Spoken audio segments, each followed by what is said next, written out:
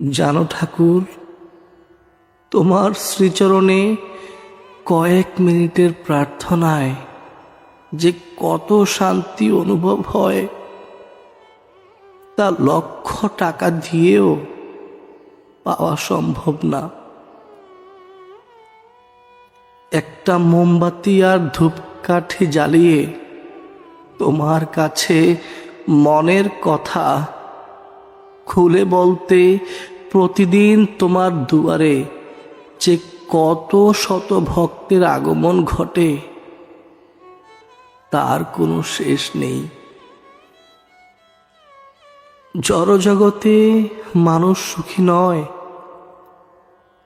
মানুষ একটুখানি সুখের আশায় তোমার শ্রীচরণে মাথা ঠেকায়।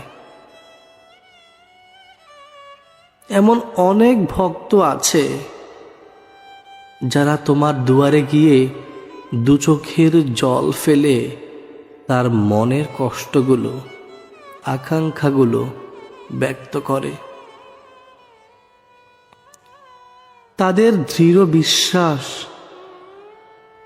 সবার মতন করে অন্তত তুমি তাদের ফিরিয়ে দিবে না।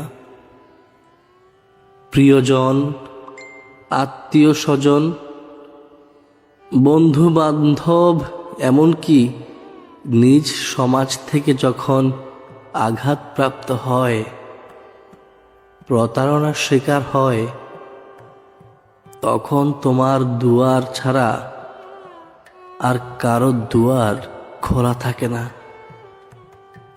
উপায় না পেয়ে খুব অসহায় হয়েই তোমার দুয়ারে এসে মাথা ঠেকায় ঠাকুর। এই ভক্তরা ভাবে তুমি তাদের শেষ আশ্রয়, তুমি ছাড়া তাদের আর কোনো গতি নেই। কিছু পেতে হলে তোমার শরণাপন্নই হতে হবে,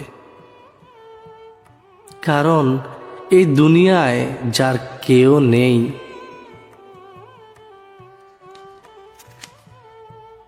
তার পাশে তুমি সব সময় আছো। তোমার দুয়ারে এসে যারা মাথা ঠকেছে ঠাকুর, তুমি তাদের কৃপা করো, তাদের মনস্কামনা পূর্ণ করো, তাদের ভালো সময়ের পাশাপাশি খারাপ সময়ও পাশে থেকো।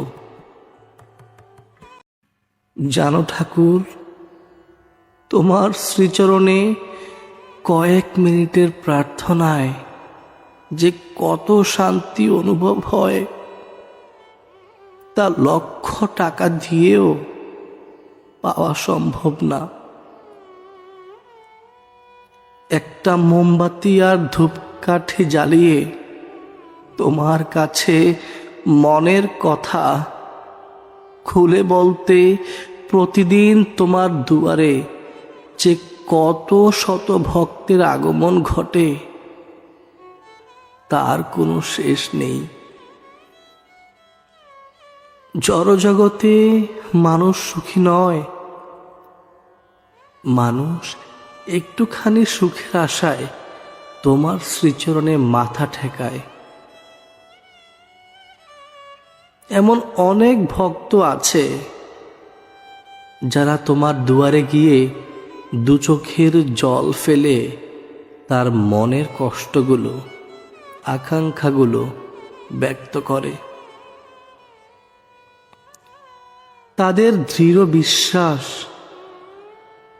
সবার মতন করে অন্তত তুমি তাদের ফিরিয়ে দিবে না। প্রিয়জন, আত্মীয় স্বজন, বন্ধু বান্ধব, এমনকি নিজ সমাজ থেকে যখন আঘাতপ্রাপ্ত হয়, প্রতারণার শিকার হয়, তখন তোমার দুয়ার ছাড়া আর কারো দুয়ার খোলা থাকে না।